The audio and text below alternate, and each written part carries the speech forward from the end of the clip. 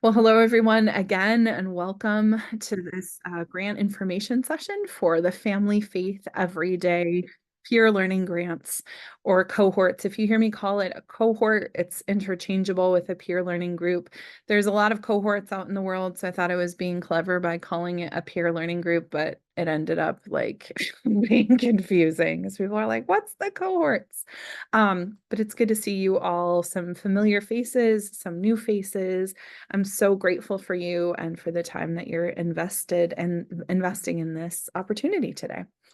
It's good to see all of the hellos going through the chat. I always love meetings like this sometimes because you see friends around the country, or people that you went to school with or seminary with. So feel free to chat and send each other little notes.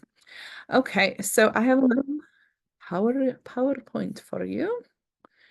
Um, And I see, I'm so glad I have Kaylee driving this Zoom because people are coming into the waiting room. So if you are here, I assume that you know what this is. This is the peer learning grant, peer learning group grant information session for Family Faith Everyday. I know that a lot of us come with different levels of understanding and kind of information about what Family Faith Everyday is and what this grant is going to do. So I am going to sort of start at the very beginning here. So Family Faith Everyday, that's me, the program director, and Dave Sinis is our researcher. I'm going to talk about the research component in just a minute. I'm actually going to go backwards a little bit. So Family Faith Everyday is an extension of Chalice Media Group. So Chalice Press, which is the Disciples of Christ denominational publishing arm. This is a program that's an extension of their mission to help families grow in their faith and their love through daily faith practices across generations. I'm the Reverend Tracy Smith. I am an ordained minister, a mother of three, and I'm an author of the Faithful Families series. My passion, absolute passion, is helping families grow closer to one another and to God through simple faith practice. And those are the Faithful Families books. You may or may not be familiar with them. This entire grant and peer learning group and everything that we're about to do is based on the work of the Faithful Families series. So I would encourage you, if you don't know the work of Faithful Families, if you can read it or learn about it, it will help you in the grant application process and in understanding what we're doing here. Faithful Families is a book. It's a series of books of faith practices for families to practice together. So simple practices like gratitude and prayer, nighttime blessing, pet funeral. There's tons and tons of ideas, which is part of, not the problem, but part of what we're trying to do with this next step is to take all of the ideas and work toward consistent practice. My partner in crime for this grant is Dr. Dave Sinis, who is a professor of practical theology at the Atlantic School of Theology. He's a researcher and he's the author of these books, Children's Ministry in the Way of Jesus, Little Theologians, and A Gospel for All Ages. And Dave will be heading up the research arm of what Family Faith Everyday is about. So Family Faith Everyday has four components. As I said, we help families grow in their relationship to God and one another through simple traditions, rituals, and spiritual practices. And our four main goals are number one, to publish resources that help families practice faith at home. As you see, we've already done that through Faithful Families. And our first and big resource that we're about to publish is a workbook based on the Faithful Families series called the Faithful Families Toolkit. And that's what this grant is about. It's about using that toolkit in groups with parents in our churches. Our second goal is to support congregations as they teach families to practice faith at home. So we do that through cohorts, through education, through continuing ed opportunities. Our third goal is to research the effectiveness of faith at home practices. So we want to continue the research that we have begun on faith practices And I'm going to talk a little bit about that in just a second. And then our fourth goal is to provide continuing education opportunities for faith formation leaders and pastors around faith at home practices. So you, regardless of whether or not you are going to be a good fit for this exact peer learning group program, there will be plenty of opportunities for you over the next few years to get involved with Family Faith Every Day. And I really hope that if you take one thing away from this session today, that it's that this is not the only opportunity that you will have. In fact, there are going to be lots of opportunities for you to intersect with Family Faith Every Day. This is just the very first one, and it's an exciting one. So the Family Faith Every Day initiative is a part of the Lilly Endowment Family Christian Parenting and Caregiving Initiative. That initiative was 125 organizations that received grants for Christian parenting and caregiving. I want to take you to this website for just a second, because you may or may not be familiar with all the other grantees and programs that are out there. And I think it's important just to put this program in context and to also give you an opportunity to see what's out there. I think it's a really exciting time to be in children, youth, and family ministries, because of all of these grants and all of the funds that are being poured into it right now. So all of the grantees for the Christian Parenting and Caregiving Initiative and their other initiative, which is right now in process, right? There's about to be a bunch of recipients of the Nurturing Children Through Worship and Prayer initiative. All of the grantees are listed here, and then will be listed for the Nurturing Children Through Worship and Prayer initiative here once they're all announced. There are some already listed, and there'll be more later.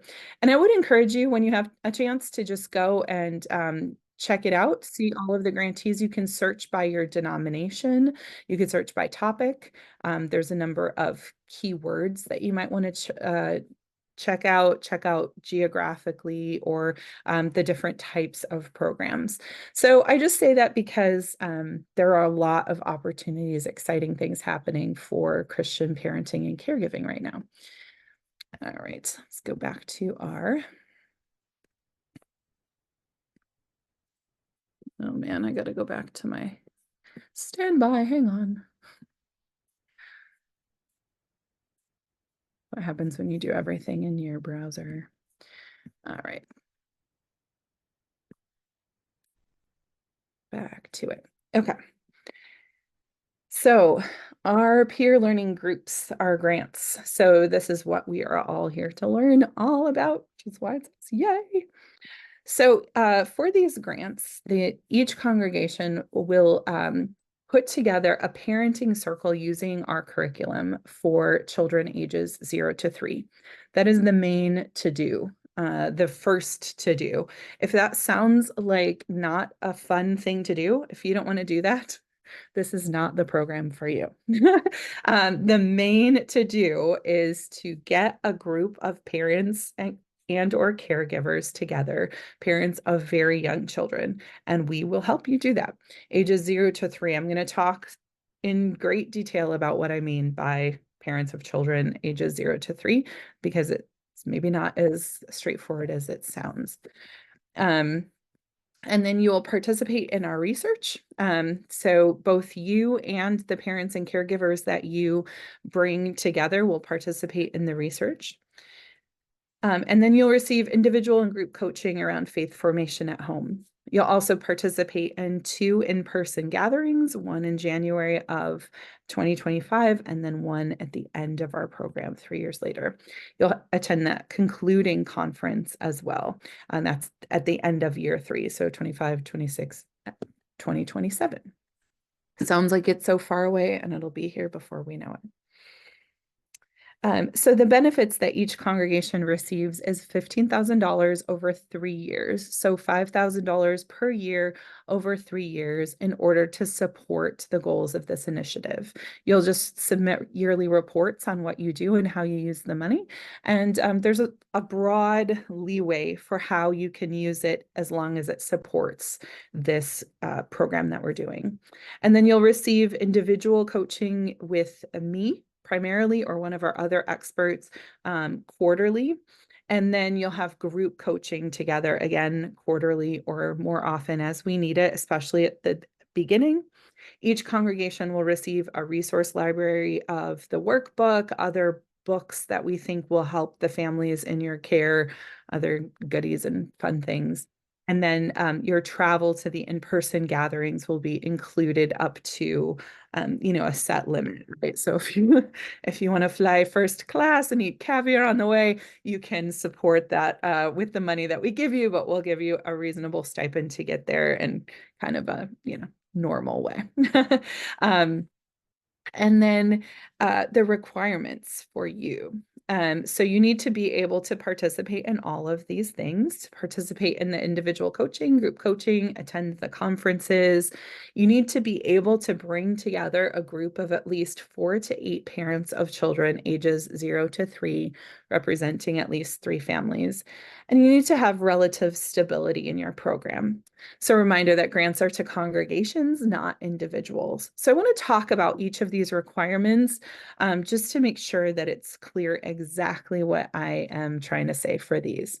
So to participate in the individual coaching, group coaching, and attending the conferences. This is a small group of grantees. We have between 11 and 15. We haven't decided on the exact number because it depends on a number of factors. But we don't need to tell you like exactly the dates because we're going to try to figure that out in accordance with everybody's schedule. However, if you know you're going to be gone for 8 months in 2025, that's a problem, right? Because we know that we're going to be having regular coaching, individual coaching, and group coaching. So we'll want to know about your general availability or the leader that is going to be the main leader for this program. We want you to be able to bring together a group of parents, at least 4 to 8 parents of children ages 0 to 3, representing at least 3 families. I will tell you, I believe this is the hardest part for a lot of you. A lot of you are like, oh my goodness, if we have that number of parents, like that represents all of the parents in our program, like how are we going to do that? There's a question on the application that asks you, how hard will this be? And I want you to know that it doesn't have to be easy for you in order for you to be applicable or eligible for the program, right? We know that it's likely hard. We're not trying to only reach out to churches for whom this is a piece of cake, right? We know that it's hard to get these families together. And this is maybe a good time for me to mention, if you are interested in this, if you go through this whole process and at the end of the day, you are not one of the ones that is selected, I intend to reach out to everybody to tell you this, whether in a letter or personally, but I want you to have you hear me say it now, that there is a way for me to bring you along to do this, even if you're not in one of these cohorts. And I hope that you will be connected enough to see that, right? So I'm going to be working with these specific cohorts, but I'm also going to be sharing all of the information and the how-tos in public ways through newsletters, through social media. It will be a great opportunity for you to do this work alongside the other cohorts, even if you're not one of the kind of selected cohorts that receives the funding. I wish I had funding for every single one of you that's interested, but I want to bring all of you along if you're interested in that. So there needs to be at least 4 and up to 8 parents per group that you do. Now you can do a bunch of them if you want to, but we're only requiring that you do the one group the first year. I'll talk about years 2 and 3 in a second. So for year 1, those parents need to be parents of children ages 0 to 3. Okay, so if they go through the program for 3 years, at the end, they would be 3 to 6, right? So, mixture of babies, toddlers, whatever you have, whatever you can get together. The reason I say at least 3 families is I don't want you to do your group of 4 with 2 couples, right? Then one family's missing for one of the sessions and it doesn't work. Regarding relative stability in your program, again, the grants are to the congregations, not to the individuals. But if you know that you are likely to be moving on from your congregation and that the program would fall apart if you left, this is maybe not the exact time for you to apply. And that's one of the questions. So the process. Your application will be reviewed by our team. And then some congregations will be asked to speak individually with me or someone on the team, or in small groups, maybe to learn a little bit more about your congregation, to try and get a better sense of who you are and why you're interested. The deadline to apply is July 5th. Early applications are encouraged, and I've already gotten a bunch of them. If you've applied and after this grant session you want to amend your application, you can send an email to me or Kaylee, and we can talk you through how to go ahead and do that. And then recipients will be announced on September 3rd. Some people have been asking like, oh, I didn't receive any information after I applied. We're not planning to send anything out. If your Google form went through, you won't hear from us until September 3rd or before if we want to meet with you in a group. If you have a question, if you're worried like, did my application go through, you can just email us. And maybe, Kaylee, we can send it up. I think you can set it up so that it sends a automatic copy of their response. I want to back up. I realized that I didn't explain really well what the parenting groups are going to do once you get them together. Like, once you have your groups together, what are you going to do? The first thing you're going to do is get them together and go through the workbook, the toolkit that is brand new that I'm creating for them. So it's an 8-session parenting toolkit that takes them through Faithful Families principles that helps them to identify their core values as a family, identify how they might find time to incorporate faith practice into their daily life. They have a chance to think about how they'll handle crisis as a family using their faith. They have an opportunity to think about community. So there's 8 sessions, and you'll be able to organize that however you want. If you want them to meet once a month for 8 months, they could do that. They could meet once a week for 8 weeks, and you could get it done in a short period of time. You could do it on a retreat and try and get through a bunch of the sessions. If you did it that way, you'd have to also work on the homework with them. The homework for the families is to do a practice in Faithful Families once a week for 8 weeks. And that's what's going to be researched. So 1 time per week for 8 weeks. So if you did all of your sessions on a retreat, you could do the homework once a week for 8 weeks. Kind of getting into the weeds, so don't worry if you're like, oh, what's going on? Will all be explained to you over many weeks of individual and group coaching. But I want you to get a sense of like what the program will be, so that if this work does not sound interesting or exciting to you, you can say like, maybe this isn't what I want to do. I'm going to go through a couple of questions that have been asked so far because they might be on the top of your mind, and then I'll go ahead and just take clarification questions and other questions from everybody. Okay, where does the in-person gathering take place? TBD, probably Chicago, because that's where I am and it's an easy place to get to, but TBD. Why the 0 to 3 requirement? So there's a few reasons. One, that was what Lilly was most interested in funding. So that was their interest. But 2, it's for me and for this program's part of the reason it's such a good match is we know that like any early intervention, reading, any kind of habit you want to form with your children, starting when your children are small, helps you to develop that habit.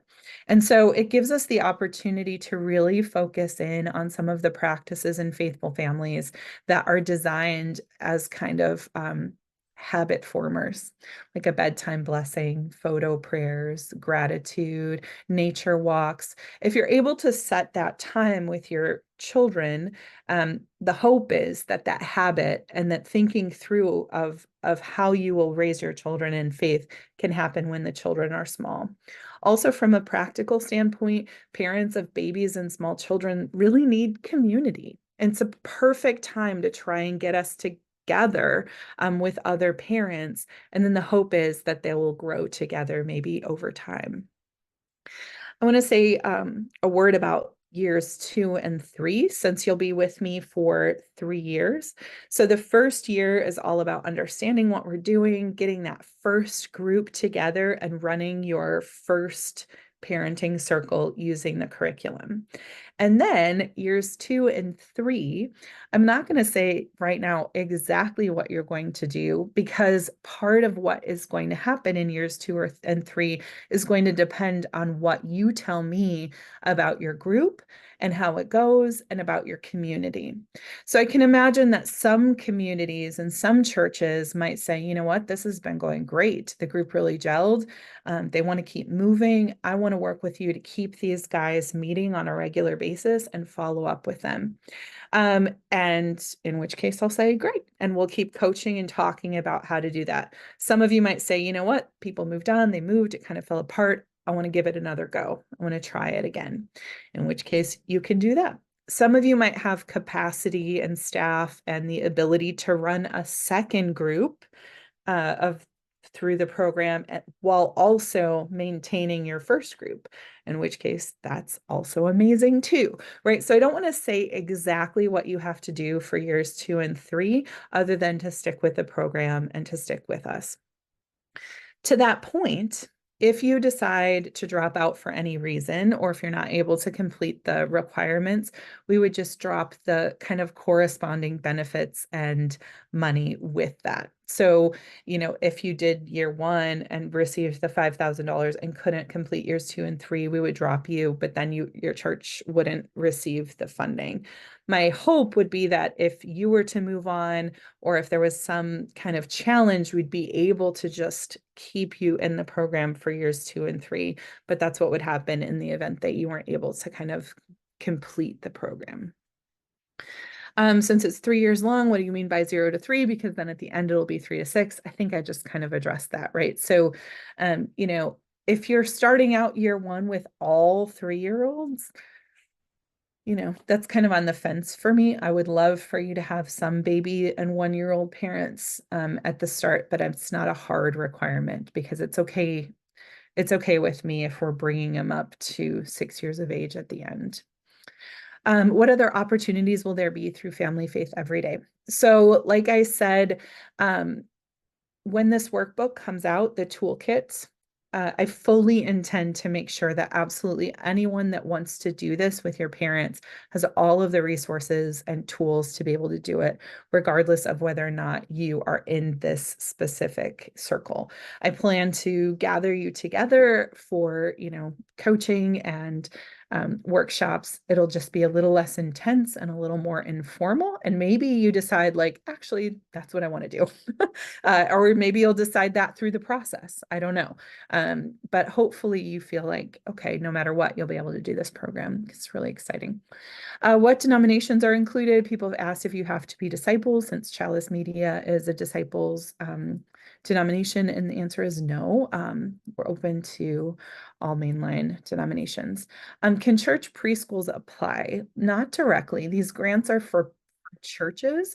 A lot of churches have a preschool that is directly affiliated with their church, and a number of people have said to me that they want to reach out to the parents of their preschoolers to form their cohorts. And that's amazing and a great idea. And I hope that that happens. But the grants will be to congregations, not to preschools. So I think that's it. Your questions. I know that was a whole lot of information. So I'll give you a second. I'll take a drink of my spicy jalapeno water and then go ahead and take questions.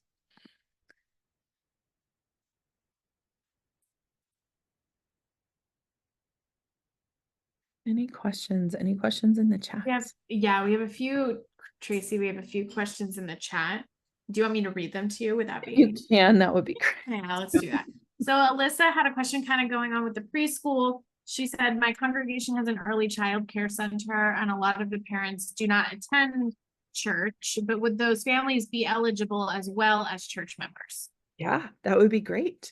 I mean, I think that's part of the hope and the goal, right? That's part of the hope that when we assemble all of the families together, they don't necessarily have to be regular attenders on Sunday morning. They can be from your early childhood center or your community or your preschool. It is a very, I mean, it's faithful families. It's family faith every day. It's a very faith-based program. But the church is changing so much. So we know that a lot of your families might not be regular attenders, or they might be sort of tangentially connected to the church. So yeah, 100%. That's one of the most exciting ideas and thoughts about all of this. Okay, great, thanks. Another Bianca was wondering, what level of stability should we require of the families? Should we ask if they're going to be moving or staying at the church, planning on more kids in 3 years, families with older kids, and is cultural diversity important? Yes. Okay. So That was a lot in one, I know. yeah, it's great. I love it. I'm here for all of it. Okay, so I don't think you need to necessarily get your families to tell you, that they're not going to move in 3 years, or to know whether or not they're having more children or not. I think you could I would be interested to know if you felt like, wow, our congregation is really um there's a lot of turnover all the time. And I really, if you have a sense that like, wow, every year it's kind of a big change and we don't have any stability with families, I would want to know that. But we're very aware that people move and things change, Um, in terms of cultural diversity, yes, we're definitely looking for churches from all kinds of different backgrounds, right? So would love to know if your congregation has a variety of cultural and ethnic backgrounds in your groups, but it's not a strict requirement, right? So it's just let us know what your church is like, and we'll work to meet the needs of your group wherever they are and whatever culture they have. Yeah. Great. Another one from Amanda. Are multiple congregations who already have strong relationships through family and youth ministry, are they able to apply and or navigate the cohort together? Hmm. That's a great question. Not had that question yet. So I would say you should apply as your congregation. And if you have a friend or colleague that wants to apply as well, have them apply as well. And if you are friends and want to work together, maybe let me know about that in the comments somehow.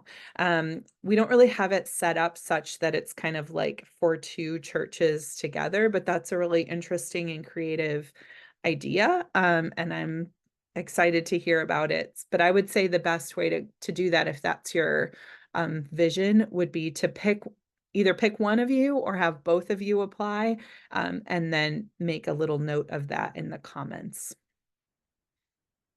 Great question. Hey, if this is Amanda, if I could follow up on that real quick. So the idea would be that probably neither congregation would have enough families on their own to do it. So that was part of the approach. Any thoughts with that being the why? Yeah, so I would say, again, pick one of you to apply, and then say, in your strategies, say, our intention would be to work together with First Congregational Church down the road and try and get our two congregations together to get the kids. Because I have definitely thought of that as a strategy, but I Right. think for this peer learning opportunity, I would want one leader to be Yes. kind of being in charge of it and being the one that's getting the kind of group together and sort of saying, I'm going to be the person, even if it's marketed out in the world as like each congregation is doing it, right? However you want to market it. But from my purposes, I would want to have one person kind of steering the ship, I guess, if that makes That sense. makes sense. It does. Thank you. Sure. We have two people had a similar question. One person said they're the pastor of an older, more traditional congregation who has a vision of creating a new church community for young families. Is the curriculum designed for families from a more traditional family perspective, as well as the more inclusive definitions of family perspective many congregations are embracing? And then someone else asked a similar question: can grandparents participate even if they aren't the primary caregiver? Yes, I love grandparent stuff. This is on my wish list to do a whole all the grandparent stuff, right? So for the grant, these peer learning groups that we're researching, grandparents are eligible if they're like the guardians of the kids, right? So it's parents and caregivers and foster parents, people that have the kids in their custodial care. But the practices, right? The curriculum, if you want to do it in your congregation and open it up to grandparents, you can do that. Absolutely. Although I would say it's probably better to wait until I have a different curriculum that's just for them. And I think this is probably a good time for me to mention something important about this curriculum and the vision behind it and the groups that we're trying to get together, especially if you are familiar with Faithful Families and know me and my work and have listened to kind of how I've talked about this over the years. So, one of the things I've said for many years and we've done in practice is that faith practice can be easy and it fits into daily life and it doesn't have to be stressful and all of the rest. And I'm not changing my story on that, right? Like Faithful Families and faith practice doesn't have to be complicated, it doesn't have to take a lot of time. But where I'm kind of seeing my own work and thinking change around this is that it does take a commitment, right? And families that want to raise their children in faith and have faith at home be a part of their lives, we do have to have a commitment to that. And that's exactly what the curriculum helps take them through. Is understanding why it's important, understanding the value of it. Dave and I already started researching faith practice at home, and it was the families themselves that told us, like, wow, this really changed our hearts. It changed our family. It changed our life. And we don't know if we would have done it if it wasn't for the research. So part of what we're trying to do through the curriculum is to ask parents to have a commitment to these 8 sessions, right? And I know that's a huge ask, especially since we have parents that come sometimes like once every 6 weeks, or we don't see them very often.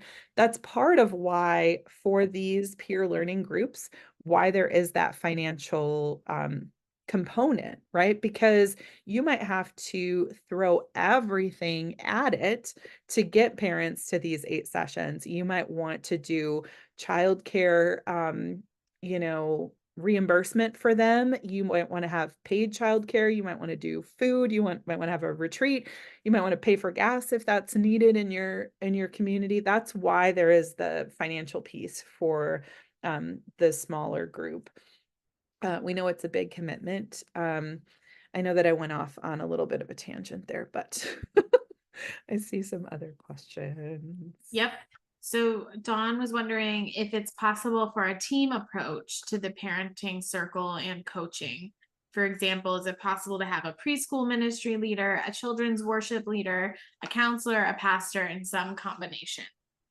Oh, I just love you guys. You're the best. Yes, that would be great. But the way that you should do it again is you should identify who's going to be driving that bus, right? Like who's driving the bus for your congregation.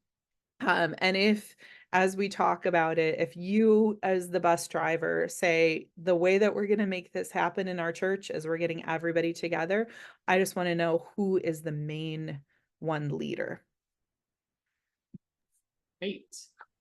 Couple more to come there. These are great questions, everybody. Thank you. Jennifer's wondering when the workbook and resources will be available for those who are not grant recipients. As soon as possible.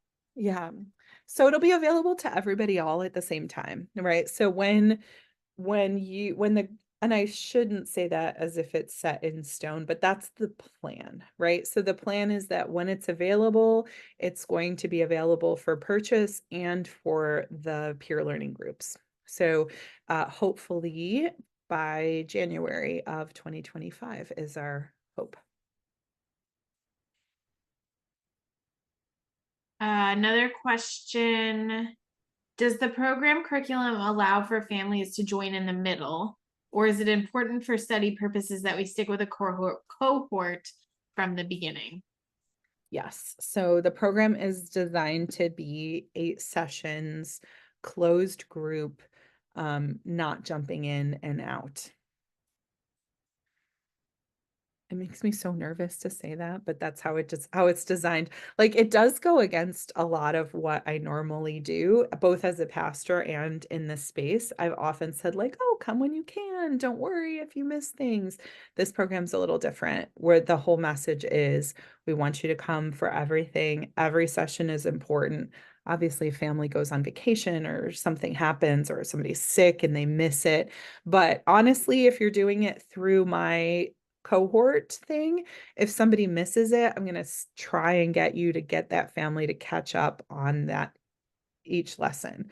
Like we believe that each lesson is so important. We don't want them to miss any of it. It's kind of like a comprehensive program. And then a question about research. What data is being collected over the grant period, and what's the faith formation leader's responsibility for data collection? Yes, wonderful question. So it's a little bit TBD because Dave is designing the actual forms, but there's 2 things that will happen. One, as I mentioned, for these 8 weeks, each parent and caregiver, you go through the lesson with your group that you teach, and then their homework is to do a faith practice at home with their kids. So, and babies or toddlers, right? So a bedtime blessing or a nature walk or photo prayer. And then they'll be asked to record their experience on like a Google form. They'll also be required to sign a waiver, confidentiality waiver. The whole study will go before the ethics board to make sure that everything is, above board there. And the data will not be used like any data that's used will be used in aggregate or in a de-identified way. But some of the families will be asked to do interviews with Dave and me, or Dave only and his research assistant. And those interviews would be after the 8 weeks, and they would be qualitative about like, how was your experience? How did you grow as a family? What did you learn? So you don't have to have every family agree to do an interview, but we'll take you through that process if you're a part of the program, and the families will be asked to give their consent to participate in the research or not. And then if they do, they'll fill out those forms. You, as the faith formation leader, we may do a little research with you, which would require you to give, just sort of surveys about your experience at whatever times Dave decides, like beginning, middle, and end maybe, and then a little interview with him. But the primary research is for the parents. Let me tell you, Dave and I started this before the grant, which was amazing sort of Holy Spirit synergy, because we felt like, oh, we're doing this work even before our grant was even a possibility. And it was really exciting to see. It's been really exciting to see what parents say, because those interviews have directly they directly impacted how we designed this curriculum. So we designed it based on what they said was valuable, what they said were gaps in their knowledge, and so forth. Not just the interviews that Dave and I did, but the work that I've been doing with this for a long time. So super exciting. And then a kind of follow-up, you might have already answered this, and Jennifer, you can tell us if you have more questions, but how often and in what ways will parents give feedback and research to the grant program? I kind of feel like we did. So yeah, it would be after every practice, right? So after every practice is a short Google form. And I'm not positive if that's even going to be required or not, or if it's going to be optional. In our initial program, we asked them to do the 8 weeks of spiritual practices, and then we interviewed them at the end, and the forms were optional. I don't know if they'll be required or optional, but if they're required, it's not more than 5 minutes per form. I mean, the questions are, which practice did you do? What time of day did you do it? How was the experience? Anything else you want to tell us, right? So it's a very brief form. And then the interviews are like 45 minutes to an hour. And again, not every family has to do that. Great, thank you. Another question. Oh, they would like the website that listed all the grant recipients. So So that's them. Yes, that's on the thing. It's strengthening. I will find it if you give me a. Okay, it's got the longest name in the universe. I think it's like Strengthening Ministry with Children is the name. Strengthening Ministry with Children. Not easily Googleable. I noticed that. No, I don't have it in front of me, so I'll find it. I'll find it. And we can always put it in the recording email that we send out as well. Well, and it's on the thing. Let me go find it. And because also I want to find you. I just put it in the chat. So. Oh, thank you. Someone is magical. Thank you. This happened. Thank you, Wally. You saved FYI, the first time I did this grant information session, I was so not unhinged, but so like, I don't know, not together, nervous. I was like trying to search for my own grant. I was like, it's not even on there. Donna, if you are there, I'm going to ask you to unmute if you don't mind. She had the follow-up question about the traditional and inclusive family perspective. And I'm wondering, as she kind of had another question following that one, about inclusive and family. Donna, are you there? Would you mind unmuting? If not, maybe Tracy could kind of. I mean, I'm not sure what we're talking about. Are we talking about like what kind of families? Okay, I'm sorry. My phone is down, so I couldn't get it to unmute. Yes, thank you for returning. I've worn out my touch screen, so yeah. So I'm a very new part-time pastor at an older church who has lots of resources, and they know that they are going to expire before their resources. And they have a vision for creating, it's almost like a church plant for young families in our community. Mm-hmm. This is a very conservative on the disciples spectrum. We're talking conservative, traditional. Mm-hmm. It divided. It had a pretty painful split over a gay marriage that took place. Mm-hmm. So I realize I'm being really sensitive information, but I would need to know about the curriculum to know, does it lean toward the inclusivity that, the denominations and the mainline churches are embracing at this point in our history? Or would it support a more traditional way of understanding family? Yeah. Well, Chalice Media and me are very open and affirming, inclusive. We support same-sex marriage, same-gender marriage, LGBTQIA inclusion. I will say that there are plenty of readers and churches that use faithful families in the curriculum that are not inclusive, and that's their, that's is what it is, right? So I can't speak to whether or not non-inclusive churches will find something offensive, but it's not really my it's not really my goal to care. Like I care about them, but the curriculum is unapologetically open and affirming. I can't think of an example where I like talk about that. It's not like the curriculum is like, well, what's a family? And it's a family is defined as one man, one woman, or the opposite. I just don't address that in there, and assume that you as the leaders will do that work. Does that help? Yes, I appreciate that. Yes, it does help. Yep. I noticed, sorry, Kaylee, now I'm just caught this one, but I did catch your question, Bianca, about families may be asked to be interviewed but can decline. This won't affect the grant or cohort. No, I mean, my hope is that you will, that if you are a part of these small granted churches, that that part of the expectation is that the families in your care will participate in the research, or that you will invite them to. You'll explain that it's important, but it's always, I mean, it's always an option, right? You can always opt out once you find out what it is.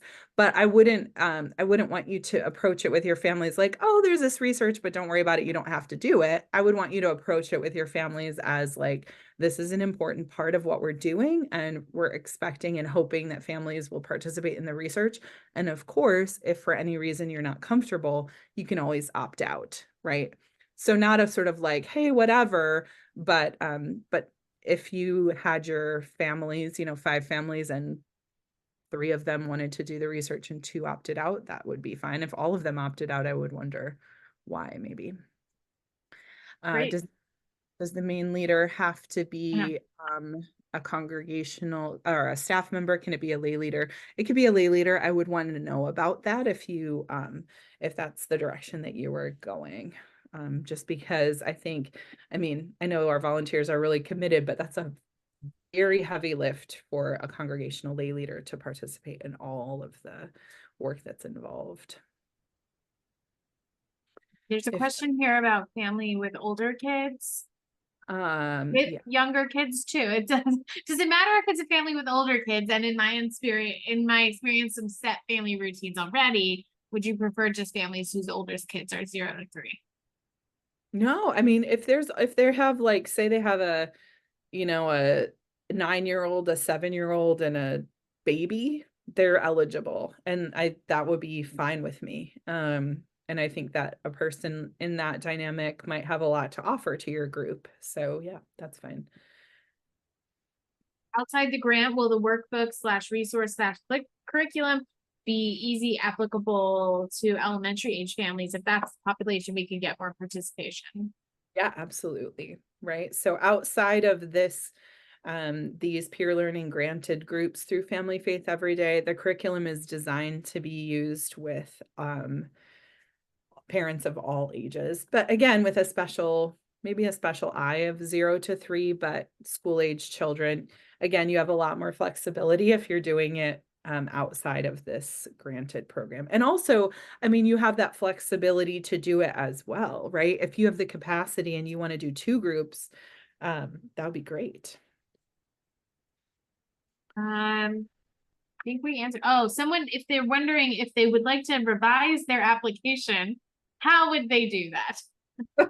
They would email you, Kaylee. Email me. Yeah, tracysmith.team@gmail.com, and we will make it so you can do that. You probably would need to submit another one, and then we'll just try and disregard the other one, but good question. That's Kaylee's. She is the team. Tracy. So let me see. I saw 2 things in here. 3 years old by what date? So we're gonna say like 0 to 3 at the time of the application, right? So that means by the time you get going, you might be 1 to 4. but also maybe you should be thinking about it, like, keep an eye on those pregnant mamas running around your church, people that are adopting babies, like, because right in a year, there's going to be newborns and one. And then if you already are in a different pilot program within this Lily initiative, can you also do this? There's no like rule or reason that you can't. My only question would probably be around your capacity, right? Like your capacity as the leader and your capacity as a congregation. So I trust you to know what your capacity is for your church and yourself. So don't worry in terms of there being some sort of rule. I'm just would wonder like, oh, that seems like a lot, but if you feel like you have the capacity, that sounds great. All right. I think I see. Is there a cap in the size of the group, knowing the minimum is 3 families, 4 to 8 adults? So each group is going to be limited to around 8, but you can do as many groups as you want to, right? The way that the curriculum is designed in terms of storytelling and sharing and working together, just kind of group dynamics, we don't really want to go beyond 8 plus the facilitator, maybe 10, maybe, but I wouldn't want to go beyond that, but you could have multiple groups if you wanted to. And then Sheila's question, where can you find the details? Will we be sharing slides? Yes, we'll be. Kaylee, why don't we send out the recording and then we'll just also send out these slides on their own so that you don't have to watch the whole recording. You can just review the slides again if you want to. Yep. Yeah. I would say, when you fill out your application, there's a kind of a section that's like, anything else anything else you want me to know?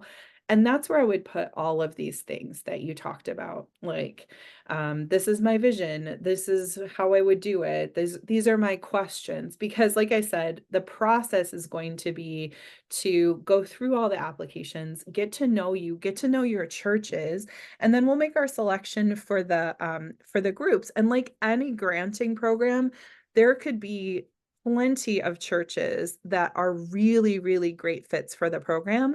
And we might have to say no based on, just numbers. We don't have enough grants. And then also because we're trying to balance the groups based on, diversity and church size. And we don't want all of the churches to be churches, like I said, this is really easy for them. And we don't want all the churches to be churches for whom this is a struggle. So it really is my hope and goal that I can get to know who you are so that even if you're not a part of these cohorts, we can follow up with you and help you to get what you need from this program for your families, because it's,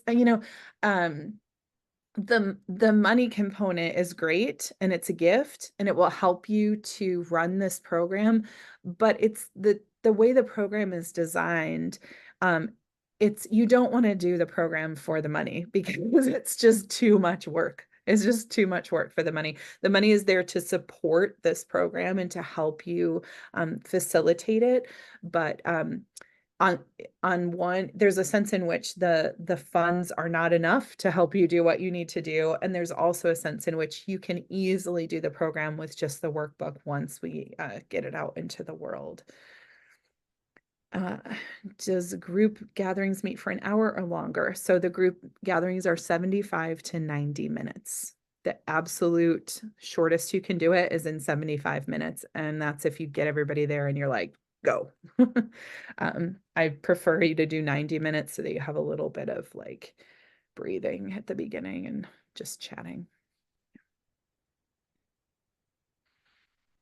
Man, we went almost an hour, you guys, but you had really, really great questions. Thank you so much. I will definitely be reviewing the chat again and taking a closer look. You can get Kaylee at tracysmith.team@gmail. You can also get both Kaylee and me at the same time by emailing familyfaiteveryday@chalicepress.com. Let me write that in the chat. Oh, there we go. Kaylee already did. I'm going to send you out in the way that I like to always send you out, and that's with a blessing and a benediction. So, I need to ask ask my husband and kids, who are the candle suppliers, to only get me clear candles so you can see them. I'm just kidding. We like these Costco ones, but I want you to take a look at this light. Know that the Holy Spirit has been present with us throughout this whole meeting. The charge, kind of the homework that I have for you, is to light your own candle, be in prayer about this application and about the children and families in your care, to discern whether or not it's a good fit, to discern what you want the Spirit to be doing in and through you and your congregation. And then to trust the Spirit, because the Spirit is delightful and surprising and works and moves and blows in ways that we can never anticipate. So as you go from this place into your day, whether it's to discern more about children, youth, and family ministries, or whether it's to pick up your kids, or to take a nap, or to study for your sermon on Sunday, whatever it is that you have next, I pray that you take from this place the love of God, the grace of our Lord and Savior Jesus, who is the Christ, the communion and the fellowship of the Holy Spirit, and that you have these gifts to claim for yourself, not only today, this day, but all your days as well. Thanks be to God. Amen. Good to see you guys. Thank you so much. Bye. You're welcome. Amen.